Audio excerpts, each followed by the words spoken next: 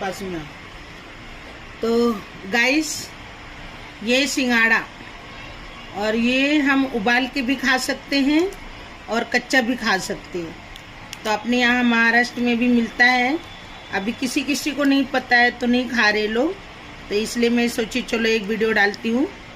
तो ये बहुत टेस्टी होता है, और ये नदी में होता है जहाँ पे फिश मछली पालते वहाँ पे। तो एक बार आप लोग भी लेके ट्राई जरूर करना। और दिखाओ इधर ऐसे, तो इसको कच्चा भी खा सकते हैं ऐसे। इसको ऐसे छिलना है, जैसे हम मूंगफली को उबालते हैं बस वैसे उबालना है। और मैं बता दूं, एक मराठी में भी बोल देती हूँ, हेला जसं आपण शिंगा उकडतो ना तसंच उकडायची मीठ टाकून। ह्याचे नाव आहे शिंगाडा।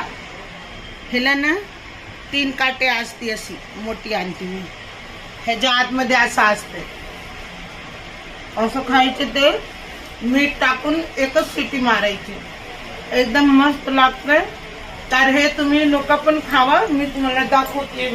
हे असं दिसते बघा, असं शेप असते, ह्याला 2 काटे असते, असं दिसतं।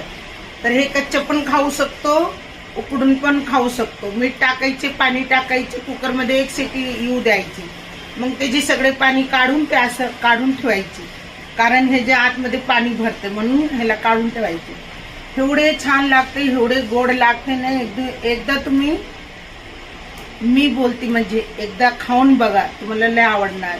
तर हे आतमध्ये असं दिसतं, दिल के जैसे लय छान होतं।